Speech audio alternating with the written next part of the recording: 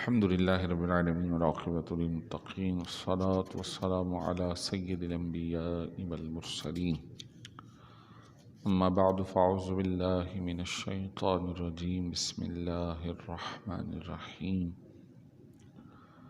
أفمن يعلم أنما أنزل إليك من ربك الحق كمن هو أعمى إنما يتذكر أولو الألباب صدق اللہ مولانا العظیم۔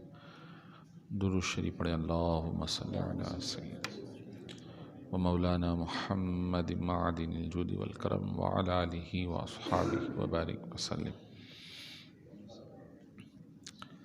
پارہ نمبر 13، اس کے 2 رکوع سورہ رعد کے مکمل ہو چکے ہیں۔ ابتدائی 2 رکوع کے اندر اللہ تبارک و تعالیٰ کی ذات و صفات کے حوالے سے بہت ہی تفصیل کے ساتھ ذکر ہوا کہ اللہ وحدہ لا شریک ہے۔ اللہ تبارک و تعالیٰ وہی ہے کہ جس نے زمین و آسمان کو بنایا، اس کی وسعتوں کو بنایا، اس میں پوشیدہ رازوں کو جانتا ہے، تمہیں بنایا، تمہارے اندر تمہارے وہم و خیال میں کیا ہے، تمہارے ظاہر اور باطن میں کیا ہے، اور فرمایا کہ جنہیں اللہ کے سوا لوگ عبادت کرتے ہیں، بت ہیں، مظاہر قدرت ہیں، چاند سورج ستارے، یہ اللہ کی طرح نہیں ہو سکتے، یہ تو خود مخلوق ہیں، اللہ کے ذات نے انہیں بنایا۔ اللہ تبارک و تعالیٰ کا مقابلہ کوئی بھی نہیں کر سکتا۔ پھر آخری آیت میں یہ بات ارشاد فرمائی کہ جو اللہ تبارک و تعالیٰ کی ذات کو نہیں مانتے یا شرک سے پرہیز نہیں کرتے، کیونکہ بہت سارے لوگ اللہ کو بھی مانتے ہیں، بتوں کو بھی مانتے ہیں، تو جو بھی اسلام کو، توحید کو خالص نہیں مانتا، جب کل قیامت میں اس کی پکڑ ہوگی، اسے سزا ملے گی، تو اگر وہ بدلے میں زمین و آسمان میں موجود جتنی بھی کائنات میں جائیداد ہے، مال و دولت ہے، سب بھی دے دے، تب بھی اس کے بدلے میں اسے چھوڑا نہیں جائے گا۔ اول تو کسی کے پاس اتنا ہوگا ہی نہیں، وہاں تو سارے کنگال ہوں گے، خالی ہوں گے، الا یہ کہ اللہ تبارک و تعالی نیکوکاروں کو، ایمان والوں کو، انبیاء علیہم السلام کو اپنی نعمتوں سے مالا مال فرمائے گا۔ کافروں کے پاس کچھ نہیں ہوگا، اور انہیں صرف بتایا جا رہا ہے فرض کرو کہ تمہیں زمین و آسمان کی دولتیں مل گئیں اور پھر تم اسے دے کر اپنی جان چھڑوانا چاہو تب بھی نہیں چھڑا سکو گے۔ العیاذ باللہ، اللہ کی پناہ۔ اللہ تعالیٰ ہر کفر اور کفریہ بات سے ہم سب کو، ہمارے اہل خانہ کو محفوظ رکھے، ایمان پر ہی زندگی اور خاتمہ اللہ تعالیٰ عطا فرمائے۔ اب تیسرا رکوع شروع ہو رہا ہے اور فرمایا افمن یعلم انما انزل الیک من ربک الحق کمن هو اعمی، کیا وہ شخص جو یہ جانتا ہے کہ یہ قرآن آپ کی طرف اللہ تبارک و تعالیٰ کی طرف سے نازل ہوا ہے، کیا وہ کمن ہوا اعمی، اس کی طرح ہے جو کہ اندھا ہے، جو کہ نہیں مانتا، جو کہ کافر ہے؟ سادہ سا مسلمان اور کافر کیا برابر ہو سکتے ہیں؟ جواب ہے نہیں ہو سکتے۔ جو ایمان والا ہے اللہ اس سے راضی ہے، وہ اللہ سے راضی ہے، اللہ کی توحید پر ایمان رکھتا ہے۔ جو کفر کرنے والا ہے اللہ تبارک و تعالیٰ اس سے راضی نہیں۔ فرمایا انما یتذکر اولو الالباب، نصیحت تو صرف عقل والے ہی قبول کرتے ہیں۔ اچھا، اب سوال یہ ہے کہ یہ جو دوسرے مذاہب کے لوگ ہیں کیا وہ عقل مند نہیں؟ کیا وہ مجنون ہیں؟ نہیں، ایسا نہیں، وہ بھی عقل والے، مسلمان بھی عقل والے، لیکن فرمایا کہ نصیحت تو عقل والے ہی قبول کرتے۔ اس کا مطلب ہے وہ عقل والے کہ جو اپنی عقل سے درست بات کو قبول کرتے۔ ان کے پاس عقل تو ہے لیکن یہ درست بات کو قبول نہیں کر رہے۔ جو بھی غلط کام کر جاتا ہے وہ پاگل دیوانہ تو نہیں ہوتا، اس کو پتہ ہوتا ہے صحیح اور غلط کا، لیکن اس کے باوجود وہ غلط کا انتخاب کرتا۔ تو یہی کچھ حال آج کے زمانے میں جو غیر مسلم پڑھے لکھے سمجھدار ہیں وہ چیزوں کو سمجھتے ہیں لیکن اس کے باوجود وہ انتخاب درست کا، عقیدہ درست کا نہیں کرتے۔ تو جنہوں نے انتخاب کیا یقیناً وہ اللہ تبارک و تعالیٰ کی رحمت کے حقدار ہیں۔ اب الحمدللہ ہم جو مسلمان ہیں جو اس وقت موجود ہیں، اکثریت ہم یہی ہیں کہ ہمارے باپ دادا مسلمان تھے، ہم بھی انہی کے گھر میں پیدا ہوئے تو کلمہ نصیب ہو گیا۔ تو ہمارے لیے جو ماحول ہے وہ سازگار ہے۔ اصل ان لوگوں کے لیے آزمائش ہوتی ہے کہ جو کسی کافر کے گھر پیدا ہوئے، کسی غیر مسلم کے گھر پیدا ہوئے، اب وہ جب مسلمان ہوتا ہے تو اس کے مد مقابل جو حالات ہیں وہ بالکل مخالف ہوتے ہیں، وہ مخالف ہوتے ہیں۔ ایسی صورت میں ان کو پریشانی کا سامنا کرنا پڑتا ہے۔ اب اس ماحول کی مخالفت کے باوجود وہ مسلمان ہو جاتا ہے، اسلام پہ قائم رہتا ہے، تو وہ گویا آزمائش میں ہمارے مقابلے میں 2 درجے آگے ہے۔ لیکن اللہ نہ کرے وہ مسلمان نہیں ہوتا تو پھر اس کی آزمائش بڑی سخت ہے۔ تو اس حوالے سے ہم اللہ کا شکر ادا کریں کہ الحمدللہ ہمارے مد مقابل وہ ماحول آیا ہی نہیں، اور ہم جب سے ہوش ہم نے سنبھالا الحمدللہ ہمارے کانوں میں اللہ رسول کی باتیں آ رہی ہیں، کلمہ نصیب ہو رہا ہے، ماحول نصیب ہے۔ بہت سارے ایسے بھی لوگ ہیں جو مسلمان ہیں لیکن جب دوسرے ماحول میں جاتے ہیں تو انتہائی پریشان ہو جاتے ہیں، کیونکہ ماحول مخالف ہے۔ بعض تو اس کا مقابلہ کر لیتے ہیں اور بعض بہہ جاتے ہیں، نعوذ باللہ کوئی اسلام بھی چھوڑ دیتا ہے تو وہ مرتد ہو جاتے ہیں۔ کوئی ایسا ہے کہ کلمہ تو پڑھتا ہے لیکن اس کا عمل بالکل غیر مسلموں والا ہو جاتا ہے، وہ شرابی بھی پی رہے ہیں، وہ سور بھی کھا رہے ہیں، وہ سارے الٹے کام جو ہیں جو شریعت کے خلاف ہیں وہ کر رہے ہوتے۔ تو اس پر ہمیں اللہ کا شکر ادا کرنا چاہیے کہ اللہ نے ہمیں ایسے ماحول سے مسلمان ہونے کے بعد بھی محفوظ رکھا۔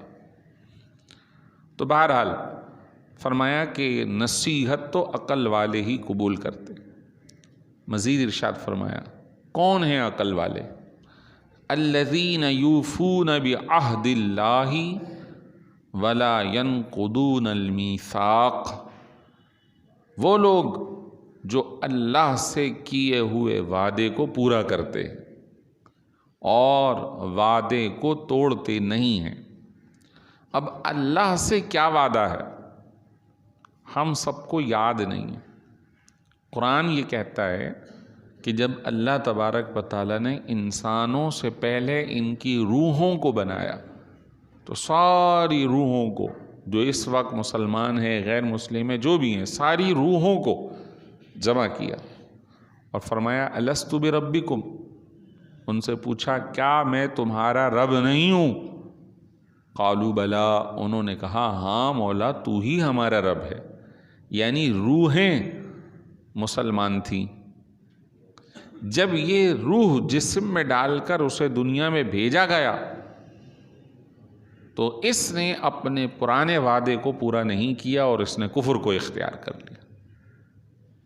ورنہ کوئی بھی شخص کہیں بھی پیدا ہو، حتیٰ کہ ہندو کے گھر میں بھی پیدا ہو، حضور اکرم صلی اللہ علیہ وسلم نے ارشاد فرمایا کل مولود یولد علی فطرت الاسلام، ہر جو بچہ پیدا ہوتا ہے، جو دنیا میں آتا ہے، انسان کی اولاد ہے، وہ فطرت اسلام پر پیدا ہوتی ہے، یعنی اگر اس کو کوئی غلط مذہب نہ بتایا جائے اور اسی طرح جوان ہونے دیا جائے اور اس کو کہا جائے کہ تو اچھے اور برے کی تمیز کر، تو وہ اسلام کو قبول کر لے گا۔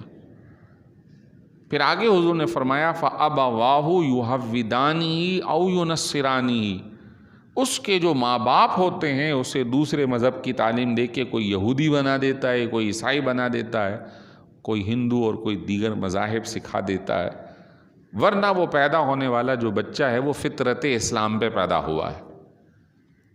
صحیح ہے جی۔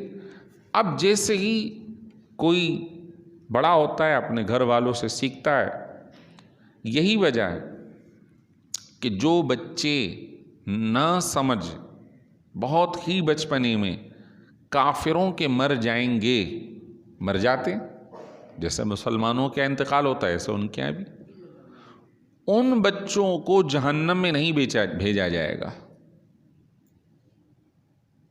وہ بچے جنہوں نے کفر نہیں کیا، چھوٹے، کل قیامت میں انہیں بڑا کر دیا جائے گا، جوان، اور انہیں جنت میں بھیجا جائے گا۔ یہ احادیث طیبہ اور قرآن کی آیت ہے۔ لیکن کیسے؟ وہ ایسے کہ جو مسلمان جنت میں جائیں گے تو کافروں کے وہ بچے جنہوں نے کفر نہیں کیا، بہت چھوٹی حالت میں مر گئے، وہ جنت میں جنتیوں کے خادم ہوں گے۔ یطاف علیہم بکأس من ماء معین، وہ وہاں پر جو ہے خادم ہوں گے، ان کی خوبصورتی ایسی ہوگی جیسے سورہ دہر میں بتایا کہ وہ چمکتے ہوئے موتیوں کی طرح ہوں گے، اور اپنے جن کے گھر بھی یہ خادم ہوں گے ان کے لیے کھانا پینا ان کو لے کر ان کے لیے پیش کر رہے ہوں گے، ان کی خدمت کر رہے ہوں گے۔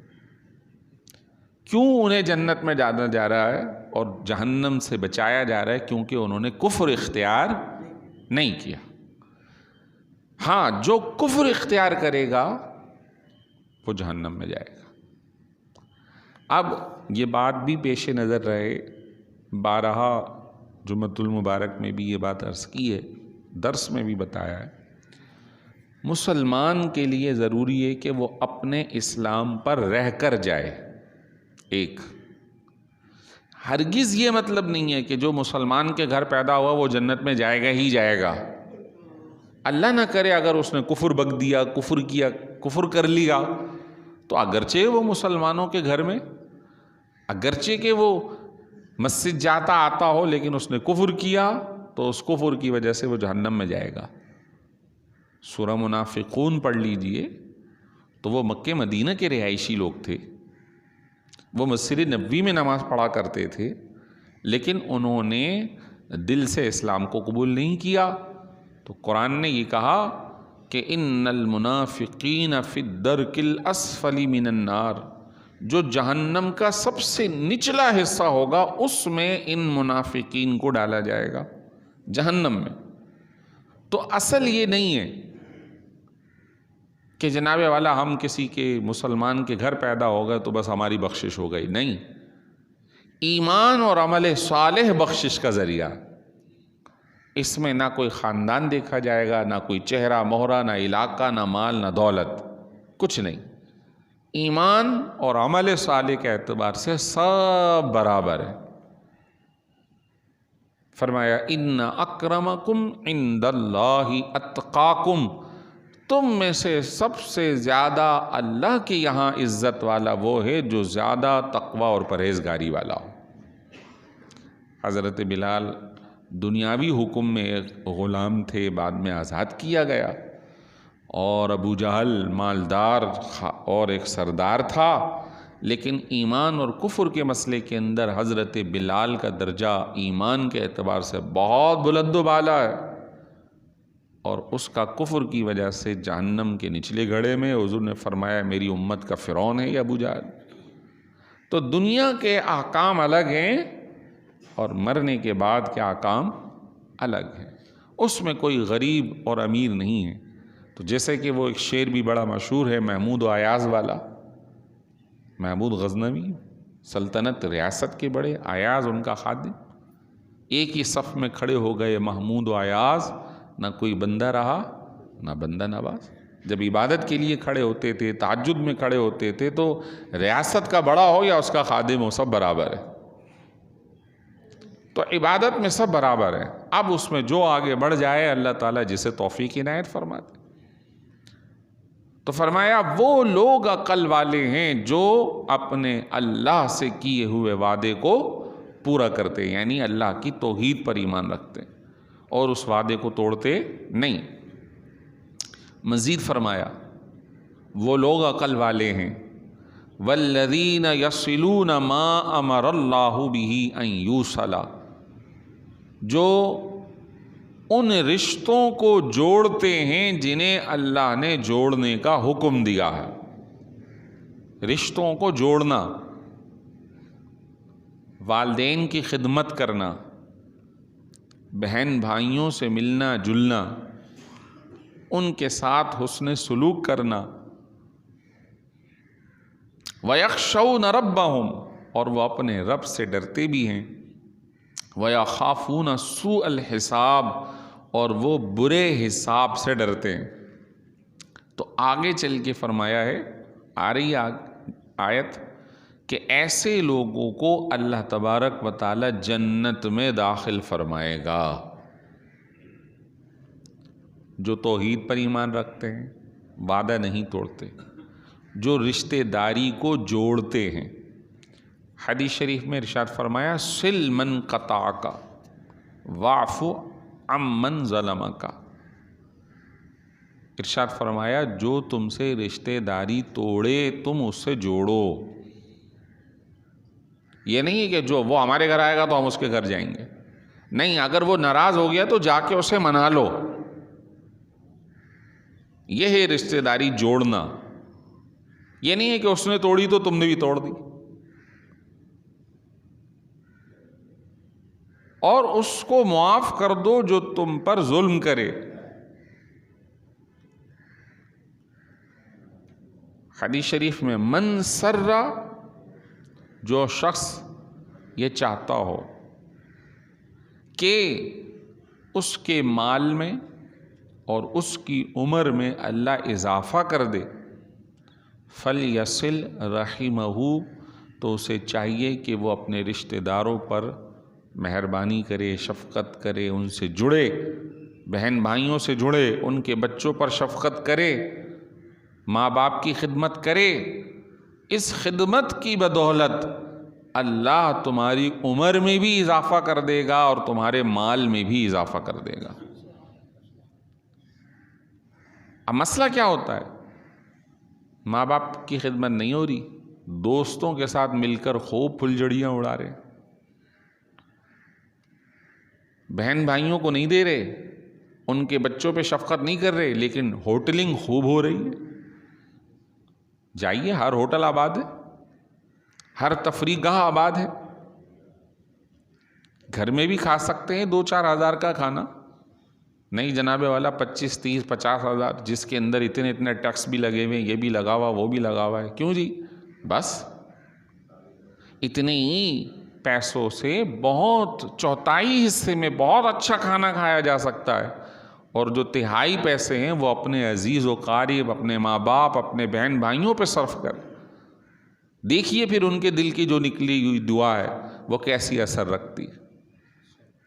فرمایا ماں باپ اگر مالدار ہوں تب بھی اولاد ان کو خدمت کرے، کہ یہ اس کی خدمت کرنا اس کے لیے اس کے مال میں برکت کا باعث بنے گا۔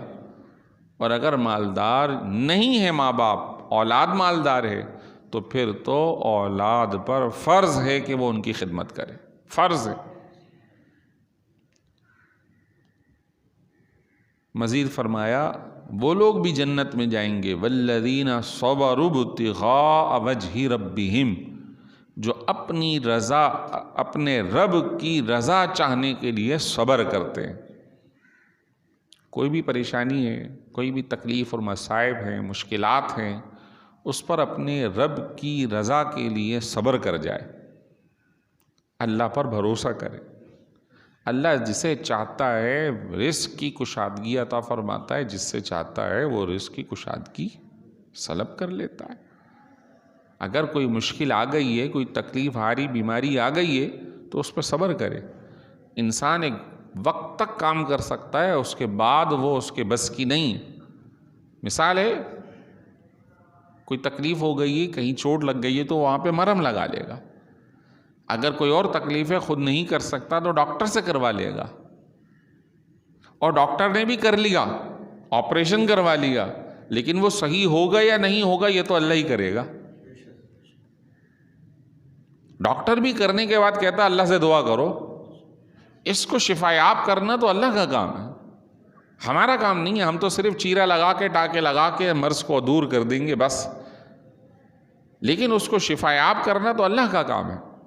جب ہی فرمایا کہ اللہ پر بھروسہ کرو اللہ کی رضا حاصل کرنے کے لیے، تو وہ لوگ جو اللہ کی رضا حاصل کرنے کے لیے صبر کرتے ہیں، وَأَقَامُوا الصَّلَاةَ نماز ادا کرتے ہیں، وَأَنفَقُوا مِمَّا رَزَقْنَاهُمْ سِرًّا وَعَلَانِيَةً، اور جو اللہ نے مال دیا ہے چھپے یا کھلے دم، چھپا کر یا کھول کر اللہ کی راہ میں خرچ کرتے ہیں، وَيَدْرَؤُونَ بِالْحَسَنَةِ السَّيِّئَةَ، اور کبھی اگر گناہ ہو جائے تو فوراً نیکی کر کے اس گناہ کا خمیازہ کرتے ہیں۔ اولئک لہم عقبی الدار، تو انہی لوگوں کو آخرت کا بہترین انجام عطا کیا جائے گا، بہترین بدل دیا جائے گا، بہترین ان کے لیے ٹھکانہ ہوگا۔